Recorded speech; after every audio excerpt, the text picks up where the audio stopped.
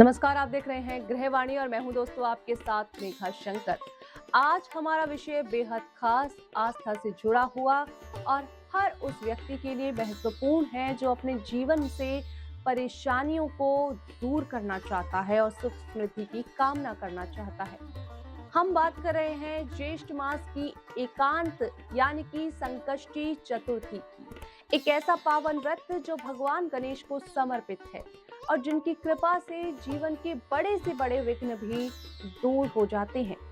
सबसे पहले जानते हैं ये व्रत कब है और इसका सही समय आखिर क्या है।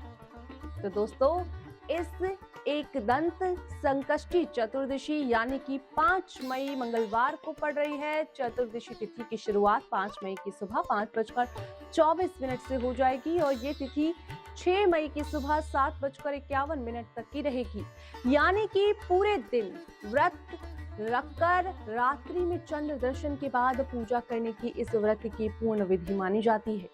बहुत से लोग यहाँ गलती कर देते हैं कि दिन में ही व्रत खोल देते हैं, लेकिन संकष्टी चतुर्थी का नियम स्पष्ट है कि चंद्रमा को अर्घ्य देने के बाद ही व्रत पूरा होता है। तो चलिए अब जानते हैं कि इस बार की संकष्टी चतुर्थी को खास क्यों माना जा रहा है। तो आपको बता दें कि इस दिन को अत्यंत शुभ योग भी बन रहे हैं।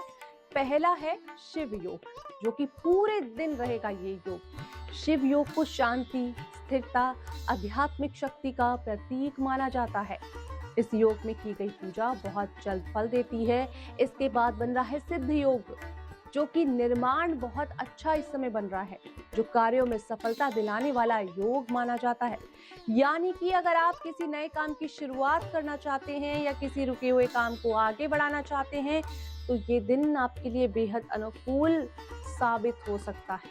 और अब बात करते हैं पूजा के शुभ मुहूर्त की।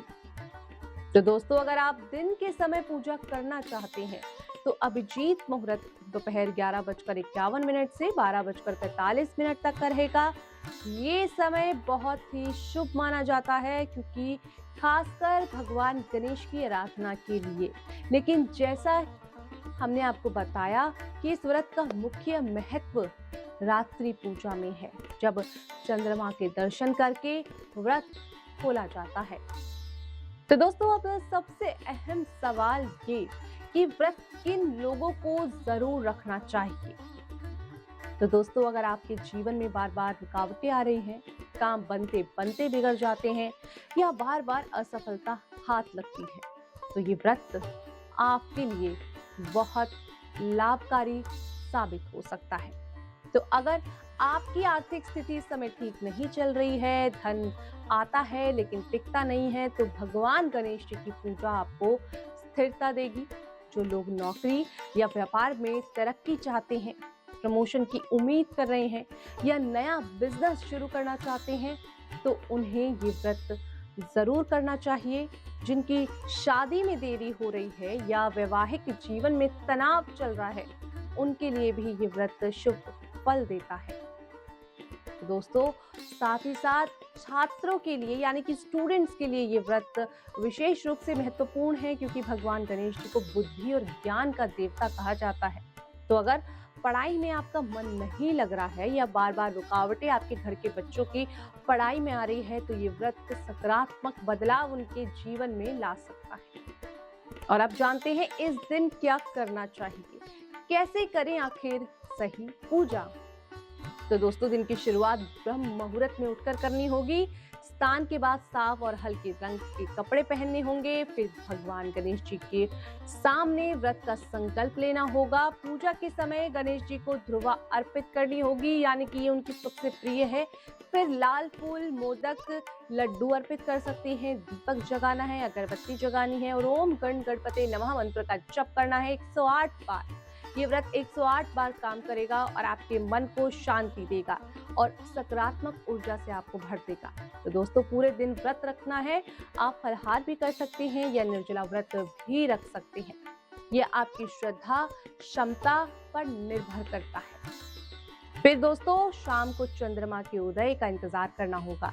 जब चंद्रमा दिखाई देगा तो एक पात्र में जल, दूध और थोड़ी सी चीनी मिलाकर चंद्रमा को अर्घ्य देना है। इसके बाद भगवान गणेश की पूजा करनी है, कथा सुने या पढ़ें और फिर प्रसाद ग्रहण करके व्रत अपना खोलें यानी कि पारण करें।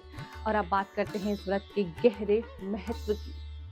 तो दोस्तों, संकष्टी चतुर्थी का अर्थ ही होता है संकटों को हरने वाली चतुर्थी।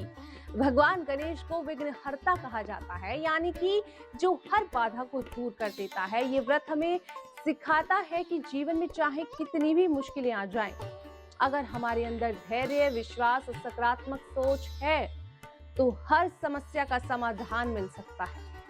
आज की तेज रफ्तार जिंदगी में हम अक्सर परेशानियों से घिर जाते हैं। कभी काम का तनाव तो कभी रिश्तों की उलझन हमें घेर लेती है, कभी आर्थिक दबाव।